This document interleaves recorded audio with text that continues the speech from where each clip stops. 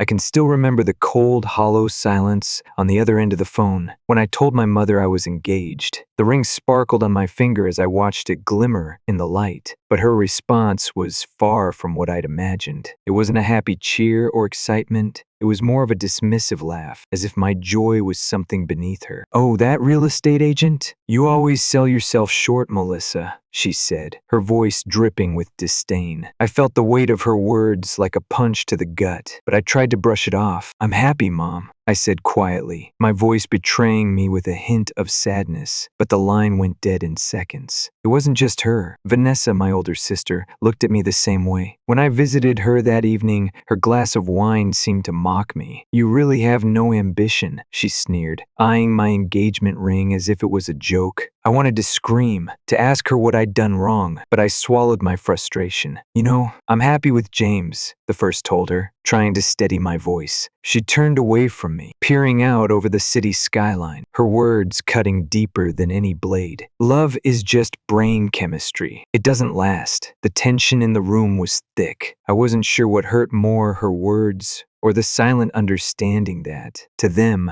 nothing I did was ever good enough. But there I was, standing on the edge of something new, and I wasn't about to let their judgment take that away from me. Even Brian, my brother, who I always thought was on my side, had something to say. The look on his face was sympathetic, but the words that followed felt like a betrayal. "I get it, Mel, but Mom and Vanessa, they're right. You should aim higher." I didn't know how to respond to him. We had always been a close family, or so I thought. But in that moment, I realized that I was more alone than ever before. My family, the ones I'd hoped would be there for me on my wedding day, were too busy looking down their noses at my choices. So I did what I had to do. I pressed on. I tried to ignore their dismissals and silence, hoping against hope that they'd show up on my wedding day. Maybe, just maybe, they'd see what I'd built with James. Maybe they'd understand that happiness isn't about status, but about who you choose to be with. But that day came, and the empty seats in the front row spoke louder than words ever could. I stood there, alone in my wedding gown, looking out at the horizon, waiting for them. And still, nothing, not a single call, not a message. My phone stayed silent as the minutes ticked away. I called Vanessa first, my heart pounding in my chest. But all I heard was that cold laugh, the same one that had haunted me all my life. "Oh, was that today? You'll probably be divorced soon anyway, so why bother?" Her voice echoed through the phone, chilling me to the bone. I could barely hold back my tears. Next, I called Mom, but she was too busy in Paris, drinking champagne, living her perfect life, to care about me. I could hear the condescension in her voice as she brushed me off. "Your wedding? I'm in Paris. Don't bother me with this nonsense." And Brian? He wasn't coming either. There was a surfing competition, and since the rest of the family wasn't showing up, neither was he. The phone call ended as quickly as it began. I stood there, feeling the weight of their absence, like a knife twisting in my chest. James was there, of course. He stood by my side, as he always did, his hand on my shoulder, trying to comfort me. But how could he understand? He hadn't grown up in a family like mine, where love was conditional, and you were never good enough. "Maybe it's just traffic," James said gently, as if I hadn't already heard enough excuses for one day. I nodded, trying to muster a smile. "Maybe," I said, though I knew deep down that they weren't coming. They never were. I made one last call, hoping against hope that Brian might have changed his mind. But his words only confirmed the truth. He wasn't coming, and neither was anyone else. The ceremony would start without them, and I would walk down that aisle with only James by my side. I wiped the tears from my cheeks, straightened my back, and turned to face the ceremony. Even though my family had abandoned me, I had James, and that was all that mattered now. The rest of the world could judge me, but I would find my own path forward, even if it meant walking alone. The ceremony went on, though it felt like a blur. James stood by my side,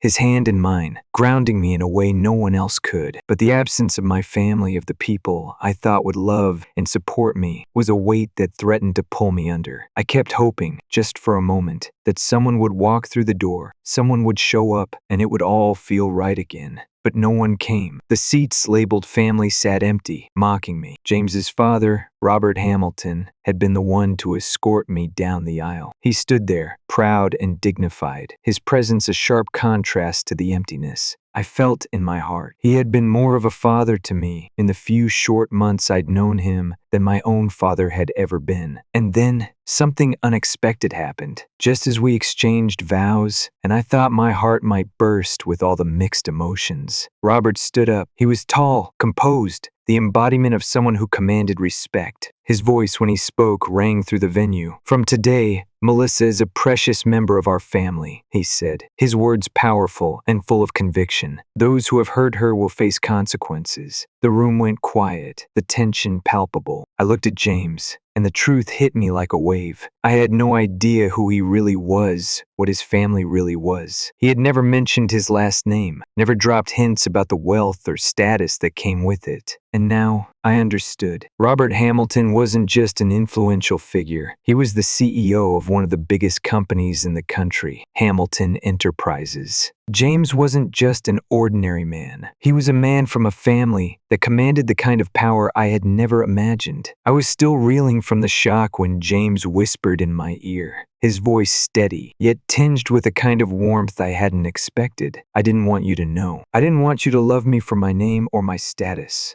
I wanted you to love me for me." I couldn't respond. I was numb, but I knew something deep inside me was changing. The world I had known, the world of my mother, my sister, my brother, was slipping away, and I was stepping into something unknown, something more. The ceremony was short after that, and as I walked back down the aisle, this time with James by my side, I felt like a different person. The world had shifted, and I had become someone new, not just his wife, but someone who had been given a second chance at happiness. And as the applause filled the air, I realized something. This wasn't just a wedding. It was the beginning of a new life. It was the start of something beautiful and terrifying. After the ceremony, we spent the night at the hotel, and I couldn't stop thinking about everything that had happened. I stared at the engagement ring, the same one that had once felt like a promise of love, now a symbol of something so much greater. The truth about James's family, his position in the world, it all felt overwhelming, but also liberating. I no longer had to live in the shadow of my family's expectations. I was free. James held me that night, and as he kissed my forehead, I whispered, "Do you think they'll ever understand? My family, I mean. Will they ever get it?" He paused, then whispered back, "Maybe they will, eventually, but you don't need them to. You have me now, and you have your own strength." I wanted to believe him, but the pain of rejection still lingered. The silence from my family was deafening. I couldn't help but wonder, would they ever come around? Would they ever regret not being there for me? But as the days passed, I began to realize that this wasn't about them anymore. It was about me. It was about what I had chosen and the life I had decided to build. I wasn't the little girl who had to seek approval anymore. I was Melissa Hamilton now, and my life was mine to create. The days after the wedding were a whirlwind of emotions. Despite the lavish ceremony and the seemingly perfect day, I felt hollow. My family's absence lingered like an invisible cloud hanging over me. And though James's warmth and his family's support gave me solace, there was something deep within me that hadn't healed. I thought about what had happened that day, about the sharp sting of their rejection, and a part of me began to burn with something other than sadness. I wasn't just hurt anymore. I was angry. I had spent so much of my life trying to gain my family's approval, trying to fit into their narrow expectations. But that day, I had learned that no matter how much I gave, it was never enough. They had shown me exactly how they felt, and it was time I stopped pretending I was the one at fault. James could see it too. He wasn't blind to the change in me, the way my eyes had hardened and my posture had shifted. He noticed that while I still smiled and laughed, the spark that once made me light up was dimming. "You know,"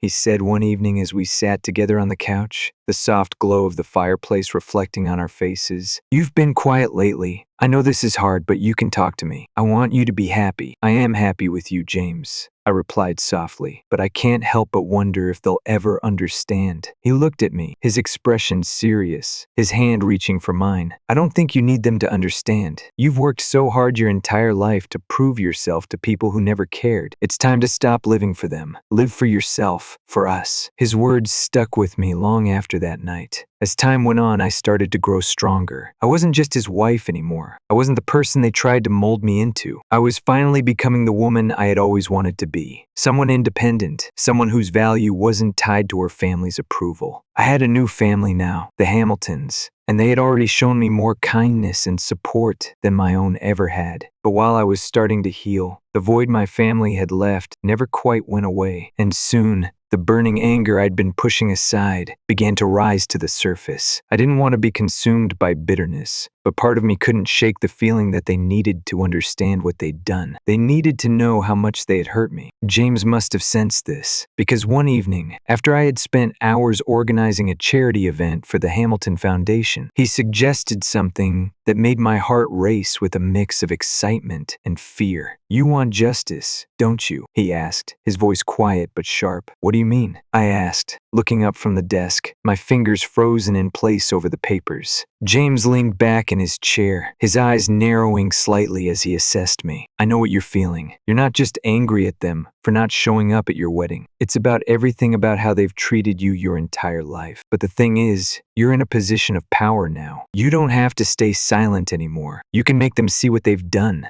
And I'll be right there with you." I stared at him for a long moment, the weight of his words sinking in. It wasn't just about revenge. It was about reclaiming my dignity, about making sure that I didn't just let their rejection slide. I had been underestimated and pushed aside for too long. Now, it was time for them to feel the consequences of their actions. Over the next few weeks, James and I began to work together, slowly but surely, to build a plan. It wasn't a plan that would ruin them. It wasn't about petty payback. No, it was a calculated move to make them see me not as the little girl who couldn't measure up, but as someone with power, someone they could no longer ignore. We weren't going to break them. We were going to make them respect me. And maybe, just maybe, they'd regret their actions. I started by using my newfound influence at Hamilton Enterprises. As head of public relations, I had access to media outlets, journalists, and influencers' resources my family could never imagine. I began to orchestrate subtle but impactful stories, telling the world about the charity work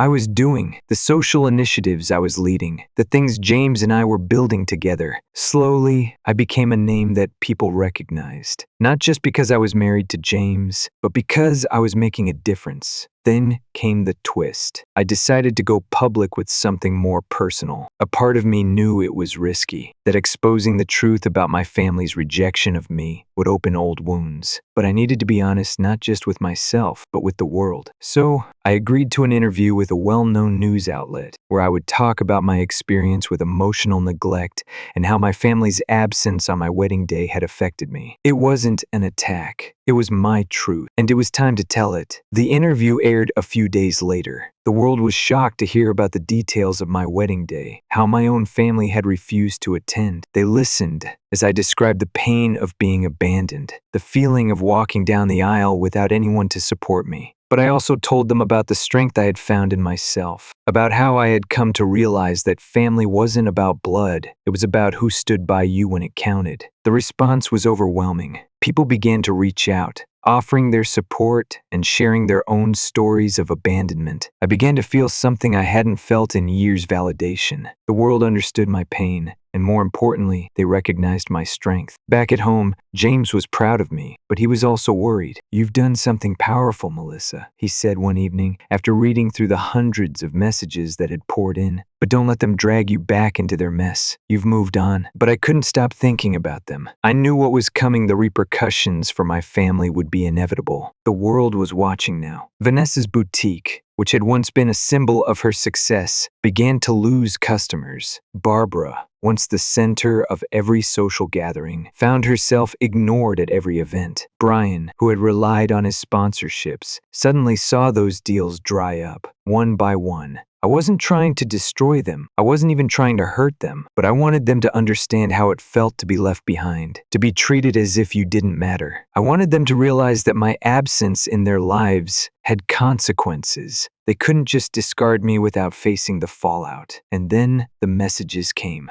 Vanessa reached out first, her voice no longer condescending but filled with hesitation. "I saw your interview, Melissa," she said, her words catching in her throat. "I had no idea. I thought you'd be fine. I didn't realize. I didn't respond immediately." Her words felt empty to me now. The apology was too late, but still, a part of me wanted to hear her out. After everything that had happened, could we ever find a way back to each other? Or was this my final closure, the end of a relationship that had never truly been there? I didn't have the answers yet, but I was no longer the person who needed them. I had become something else, entirely someone who could stand tall on her own, someone who didn't need validation from anyone, not from my family, not from anyone. 6 months passed, but it felt like an eternity. Time had done its job. Wounds had started to heal, and the void my family left behind had become less sharp, though it still lingered in the background of my mind. I was thriving in my new life. The Hamilton family had become my anchor, and the work I was doing with James at Hamilton Enterprises was more fulfilling than I ever imagined. I was no longer just the quiet daughter of a disconnected family. I was powerful. I was respected. I was seen. But despite everything, something within me remained unresolved. I had built a life, and yet a part of me couldn't help but wonder, was I truly free from my family? Would they ever understand the depth of the pain they caused? Or had I, in the process of growing stronger, become someone they could never reach? It was around this time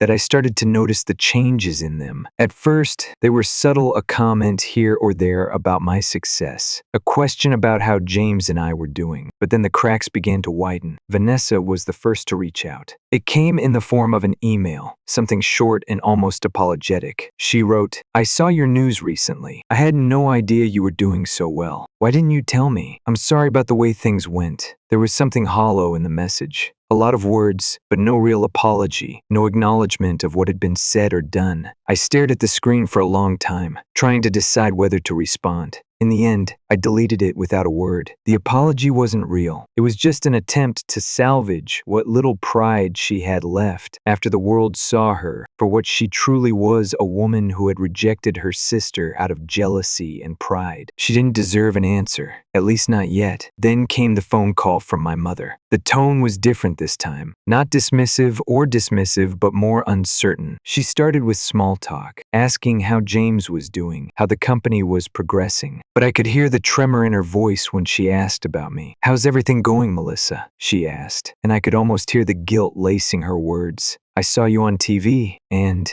well, I didn't know it had come to this. I didn't realize how much you were hurting." I could feel the weight of her words. Part of me wanted to lash out, to tell her how much she had hurt me, how much she had abandoned me, but I didn't. Instead, I kept my composure, my voice calm, distant. "I'm fine, Mom. Really. I've learned that I don't need you to validate me anymore." There was a long pause on the other end. I could almost hear her trying to find the right words, but she couldn't. She couldn't undo the years of neglect, the cruel remarks, the absence when I needed her most. So, instead of continuing the conversation, I simply said, "I have to go, Mom. I'm busy." And with that, I ended the call. I didn't feel satisfaction. I didn't feel like I had won. If anything, I felt emptier than before. My mother had never really understood me, and nothing had changed. The years of emotional distance couldn't be erased with a few words or a phone call. Then one day I received an unexpected visit. It was a crisp, sunny afternoon when I heard the doorbell ring. I wasn't expecting anyone, especially not them, but when I opened the door, I found my mother, my sister, and my brother standing there. They looked different, older, more tired, like life had worn them down in ways I hadn't imagined. My mother's once perfectly styled hair was streaked with gray, and she had a softness to her that I hadn't seen in years. Vanessa, too, had lost some of her sharpness. Her clothes weren't as pristine, and there was no longer the same air of superiority in her posture. Brian, too, seemed to have lost some of his energy. He looked worn out, as though the weight of their choices had finally caught up with them. My heart beat faster as they stood in front of me, looking up at my house, and for a moment, I almost felt like they had come to apologize, to finally make amends. But I wasn't sure if I was ready to hear it. Barbara, my mother, was the first to speak. "Melissa," she began, her voice shaky. I don't know what to say. We've made some mistakes, and I'm sorry." I could see the remorse in her eyes, but I wasn't sure how to react. Part of me wanted to pull her close and tell her everything would be okay, but the other part of me was cold, distant. I had waited so long for this moment, for them to realize how much they had hurt me. But now that it was here, I wasn't sure what I wanted. Could I forgive them? Could I really open my heart again to people who had never truly seen me? I crossed my arms and looked at them, letting the silence settle. Then, with as much calm as I could muster, I asked, "What do you want from me?" Vanessa's voice cracked as she spoke. I've been thinking a lot about everything. About you, about how I treated you. I was wrong. You were right all along. James is a good man, and you've built something beautiful here. I'm sorry for being so harsh with you. I didn't know how to respond. Was this genuine? Had they truly changed? Or was this just another one of their attempts to smooth things over? But I didn't want to make hasty judgments. Not yet. Brian stepped forward then, his voice softer than I'd ever heard it. Sis, I know I've let you down. I'm sorry. I never should have said those things to you. I could feel the walls inside me start to crack. The anger I had been holding on to for so long was starting to dissipate, replaced by a quiet sadness. Maybe, just maybe, they did understand. Maybe they had finally realized the depth of the harm they'd caused. But then, I remembered what I had become. I remembered the strength I had found in myself, the lessons I had learned through their rejection. I wasn't the same woman who had once begged for their approval. I didn't need them to change. I didn't need their forgiveness. I had already forgiven myself. Thank you for your apologies, I said, my voice steady but firm. But I can't change the past. And neither can you. All we can do now is move forward. The room fell silent as my words hung in the air. For a moment, we all just stood there, taking in the weight of what had been said. Finally, I continued, I forgive you, but trust and respect aren't something that can be rebuilt overnight. I'm not ready to open my heart to you completely yet. It's going to take time, and maybe one day, we'll be able to be a family again, but that's something we'll have to work towards together. Barbara's eyes were filled with tears now, her voice barely above a whisper. I understand, Melissa, and I'm willing to do whatever it takes. With that, they left, and I was left standing at the door,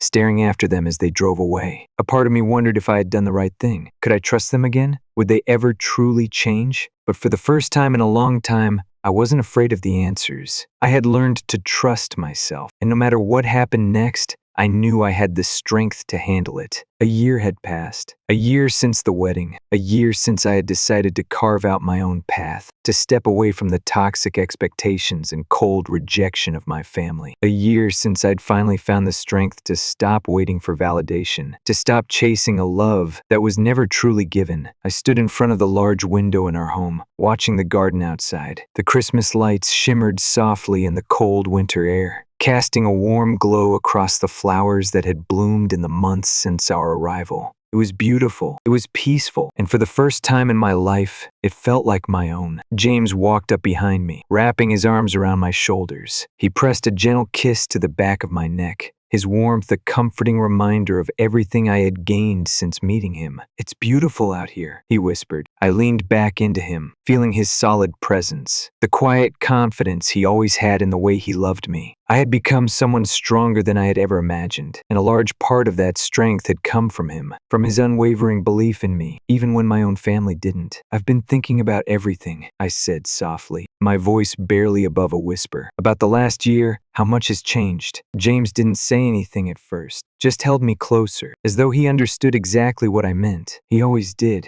I've learned so much about myself, James, the first continued, my thoughts spilling out. How much I depended on my family, how much I wanted them to love me, to be there for me. And now I see that I don't need them to define me anymore. I've made my own family here, with you, with the life we've built together. He nodded slowly, pressing his lips to my forehead. You've always had that strength in you, Melissa. You just had to realize it. As the snow gently began to fall outside, I felt a deep sense of peace settle over me. Yes, I had always had that strength inside me, but it had taken the pain of rejection, the long months of loneliness, and the devastating realization that my family would never understand me, for me to truly recognize it. And now that I had, there was no going back. It wasn't that I didn't love them, or that I didn't care. I did. I had always hoped they'd come around, that somehow they would see the worth in me that I'd never been able to prove before. But I couldn't continue to live for their approval. I had to live for myself, and so, when they came back into my life, with their apologies and their attempts to reconnect, I had been prepared. I had forgiven them, because forgiveness wasn't about them, it was about me. Letting go of the pain, the resentment, and the bitterness that had festered for so long. But forgiveness didn't mean forgetting. It didn't mean jumping back into the same broken patterns. I had made it clear to them that trust and respect weren't things that could be earned in a single day. They needed time, and so did I. That night, night, after everything had settled, we sat down as a family for Christmas dinner. It was warm in our home, the sound of laughter and the clinking of glasses filling the air. James, our 3-year-old daughter, Elizabeth, and I together, we made the family I had always dreamed of, even if it wasn't the family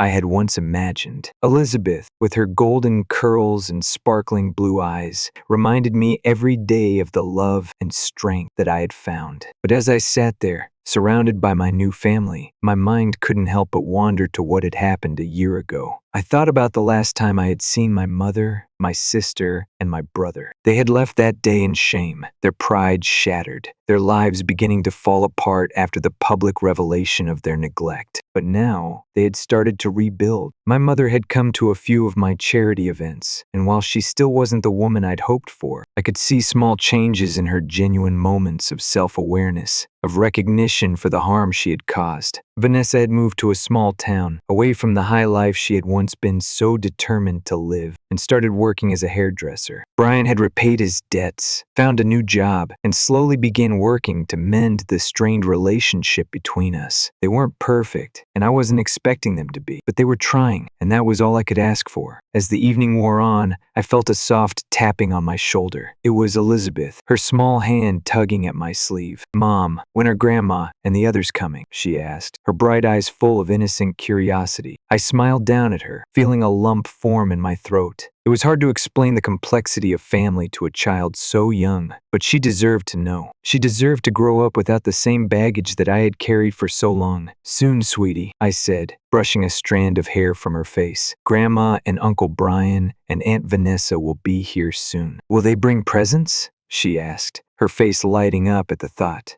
I chuckled softly. "Maybe," I replied, "but the best present is having everyone together." At that moment, I realized how much my definition of family had changed. It wasn't about blood. It wasn't about the people who had been there at the start. It was about the people who had shown up when it mattered, the ones who had supported me, who had loved me unconditionally, even when I wasn't the perfect daughter or the perfect sister. And as the night wore on, the doorbell rang, and the familiar figures of my mother, Vanessa, and Brian appeared at the door. My heart didn't race with the old excitement, nor did it beat with the same sadness it once had. Instead, there was a quiet acceptance, a knowing that things could be different this time, and for the first time, I truly believed that they could be. "Hi, Mom," I said softly, holding out my hand. "I'm glad you're here." Barbara looked at me, her face a mix of humility and relief, and took my hand. "Thank you for letting us come. I've missed you, Melissa. I've missed you too," I said, my voice steady. "But things have changed, and I think we're all ready to move forward now." The night unfolded with a sense of careful optimism. There were no dramatic reconciliations, no promises of instant forgiveness, but there was something deeper, something that spoke of acceptance, growth, and the slow rebuilding of trust. My family had finally come to terms with what they had done, and now they were learning to be part of my life again. As we sat together at the dinner table, Elizabeth nestled in my lap.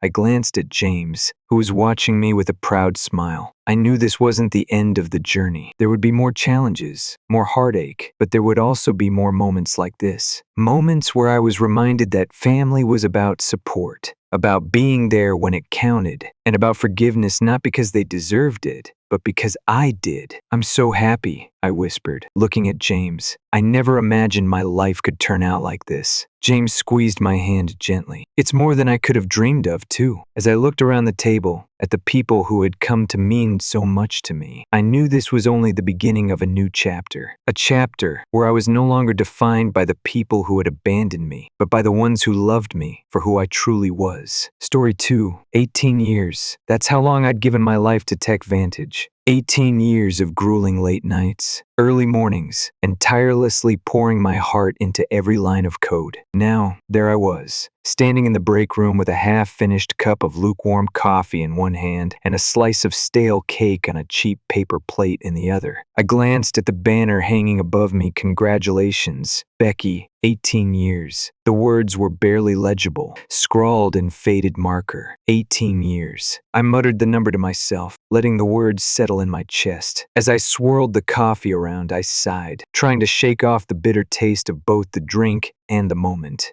Carl, a junior developer, raised his cup to me. "Here's to another 18, huh?" he said, his tone too upbeat. I forced a smile. Let's not get ahead of ourselves. I should have been grateful for the recognition. 18 years was a long time, but something about that day felt off. I'd been sensing it for months. The whispers in the hallways, the sudden budget cuts, department heads who couldn't look me in the eye, the closed door meetings. I couldn't ignore the signs any longer. The company was preparing for something big, and it wasn't going to be pretty for people like me. A week ago, I'd stayed late, as usual, finishing up some last-minute tasks. As I walked past the executive conference room, I heard fragments of conversation. I shouldn't have stopped, but I did. I lingered, just out of sight, holding my breath as the words drifted through the air. She won't see it coming. Her algorithm is intellectual property. Just a matter of time. My heart started pounding, but I didn't move. They were talking about me. They were talking about my life's work, the algorithm I had spent years developing, perfecting, and nurturing like it was my own child. They thought they could just take it from me. They thought they could erase me quietly and move on. Well, they had no idea. I had seen this storm coming long before they had, and I was ready for it. That morning, as I sat at my desk, fingers hovering over the keyboard, another email landed in my inbox. The subject line read, "Strategic Alignment Meeting Execs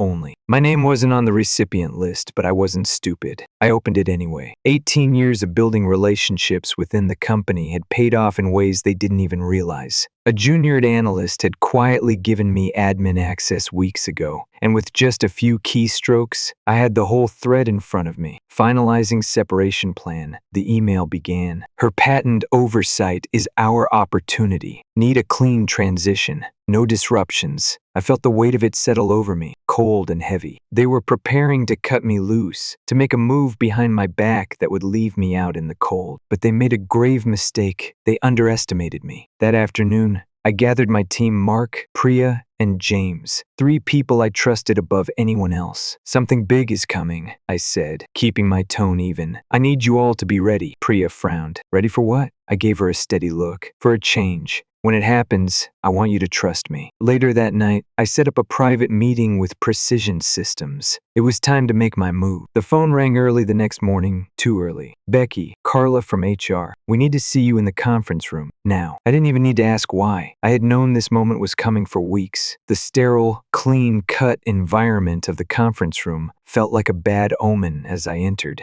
Carla, the HR director, sat across from me, her eyes flicking nervously between the papers in front of her. Next to her was John, the head of legal, who looked like he belonged in some corporate brochure from the 80s. "It's been a pleasure having you here for the past 18 years, Carla began, her voice smooth but cold. "However, due to recent organizational changes, we're unfortunately having to let you go." She slid a thick envelope across the table, the words "non-compete agreement" in bold, glaring at me from the page. They thought I would just sign it. They thought I would roll over and walk away without a fight. But they had no idea what they were dealing with. I picked up the pen they had placed in front of me, twirling it slowly between my fingers. "I'm afraid I can't sign this," I said, my voice calm, steady. John's eyes widened. "Excuse me?" I stood up, letting my chair scrape loudly across the floor. "You'll be hearing from me soon," I said, a small smile playing at the corners of my lips as I turned and walked out the door. I could hear Carla's voice calling after me, but I didn't turn back. I was done. The morning sun poured through the blinds of my new office at Precision Systems. The polished floor reflected the light, and the walls gleamed with sleek modernity. It was everything TechVantage wasn't. I leaned back in my chair, soaking in the silence. The papers were signed. The deal was done. I was now the Chief Innovation Officer at Precision Systems, my rightful place. "Becky, the press release is ready," Lucas, the head of PR, said as he entered the room, holding a tablet. He paused for a moment, studying me, maybe waiting for some kind of reaction. "Let's go ahead with it," I said, straightening in my seat. Lucas smiled and tapped the screen. The release went live. I watched as the first headlines rolled in. "Precision Systems unveils next-gen algorithm,"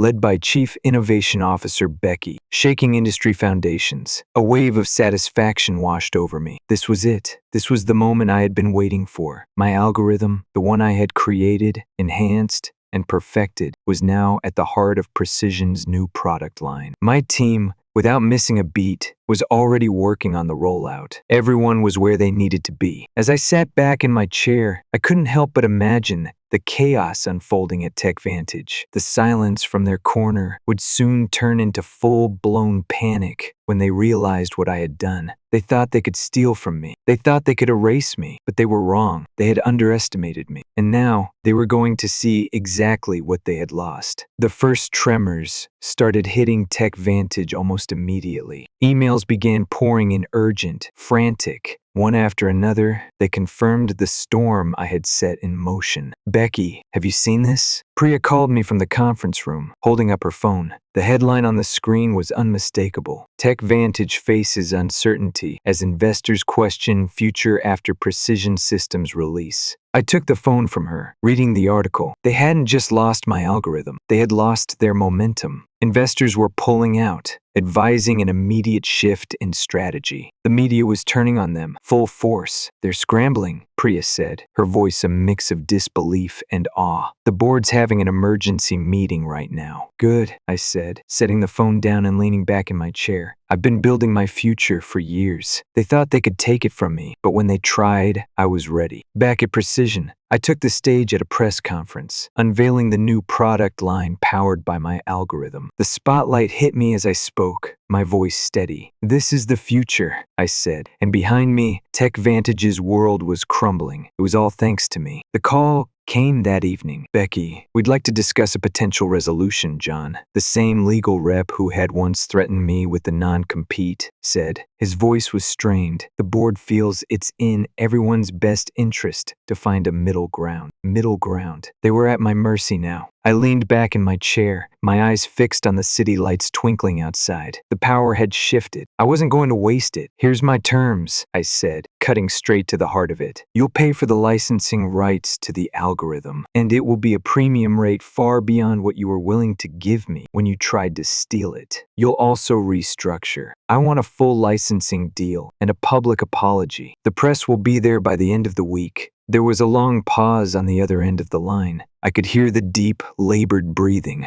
"John?" I prompted, my tone sharp. He hesitated. "Yes, Becky, you'll also need to restructure. I want a full licensing deal and a public apology. The press will be there by the end of the week." And with that, TechVantage had no choice but to comply. As resignations flooded in from their CEO and legal team, the media covered the scandal, and my story went viral. The world was watching now, and it was clear. True innovation always wins. I had built something real. My new office at Precision Systems was everything TechVantage wasn't. Sleek, modern, and filled with an energy that was exactly what I had always hoped for. Glass, steel, and open spaces. But more than just the aesthetics, it was the culture here that made it feel like home. There was respect, recognition, and an understanding that innovation didn't come from crushing ideas, it came from nurturing them. My team was thriving too. Priya, Mark, and James were now in senior leadership positions, and it felt like the perfect alignment of talents and values. We had all been through too much together to let go of what mattered. There was a genuine sense of loyalty here. We weren't just colleagues. We were building something bigger than any one of us. "Becky, this is incredible," Priya said, walking in with a freshly printed report in her hand. "The algorithm we developed is now at the core of 2 new product lines, and the feedback is overwhelmingly positive." I smiled, a sense of quiet pride swelling in my chest. It's just getting started. Mark and James were right there beside us, analyzing data and refining strategies. The buzz in the office was contagious. I could feel the energy shifting with every new breakthrough we made. "We're making history," James said, looking over the latest numbers. At TechVantage, though, it wasn't history they were making. It was a slow, painful slide toward irrelevance. I kept an eye on their quarterly reports. The news about their floundering recovery was everywhere, and it wasn't getting any better. Layoffs were imminent. There were rumors about cutbacks, desperate attempts to regain some sense of relevance. It felt like watching a sinking ship, but I wasn't about to turn away. I could see it all TechVantage. Once the place where I had poured so much of myself was now a company on the brink. It was the price of underestimating people like me. They thought they could use me, discard me, and keep moving forward like nothing had happened. But when you steal someone's work, when you underestimate their value, you don't just lose a person, you lose everything they've created. I could feel it in my bones. The chaos back at TechVantage was inevitable, and I had set it all in motion. The next few weeks were a blur. The media never let up, and I became the face of the story. Former TechVantage developer takes over industry with groundbreaking algorithm. I'd become an overnight sensation, but it wasn't about the fame. It was about the message. I knew the impact would be felt across the industry, but what I hadn't expected was how quickly it would unravel for them. The desperation in their emails, the panic in their voices when John called me again. "Becky, we need to meet," he said, his tone pleading now. I couldn't help but smile as I leaned back in my chair. "I'm listening. Look, we understand your position, and we're willing to discuss terms. We need a middle ground." A middle ground? They'd had their chance at a fair deal, and they had thrown it away the moment they decided to steal from me. The time for middle ground was long past. "Here's the deal," I said, keeping my voice level but firm. "You'll pay for the licensing rights to my algorithm at a premium rate, far more than you ever offered me when you tried to steal it. You'll also restructure your leadership.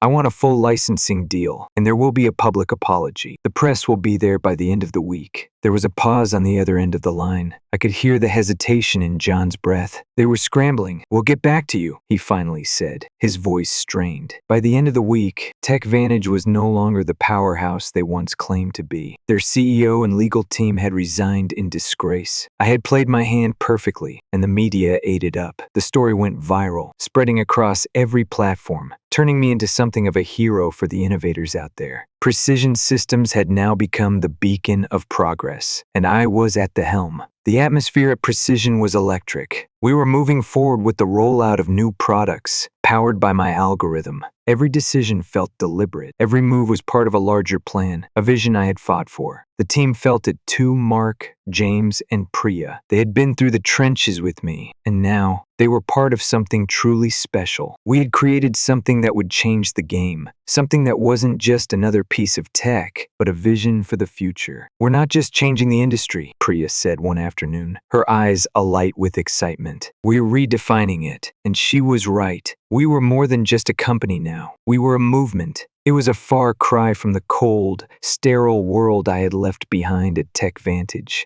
No longer was I just a cog in the machine, a number on a spreadsheet. Here, at Precision, my ideas had weight. They mattered. TechVantage, on the other hand, was starting to crumble. I had been keeping an eye on their progress, or rather, their lack of progress. Their quarterly reports looked worse by the day. Investors were fleeing, and the company was in full crisis mode. They were trying to salvage whatever they could, but the damage had been done. The storm I had set in motion was unrelenting. It was almost poetic, in a way. The company that had once tried to erase me was now drowning in the consequences of their own greed. And I was watching from the sidelines, knowing I had won. A few months later, as the dust settled, I looked out the window of my office. The city sprawled beneath me, and in the reflection of the glass, I could see the faint outline of my past, the woman they thought they could erase, the woman they thought they could steal from. But here I was, standing tall, having built something real. TechVantage might have thought they could break me, but in the end, I had played the long game. And now, I was at the top of the mountain, looking down at the wreckage of a company that had underestimated me. They thought they could take it all, but they didn't realize true innovation doesn't come from stealing ideas. It comes from living them. And when you take something from someone who's spent their life creating, you'd better believe they're going to fight for it. And in the end, they'll lose, just like TechVantage did.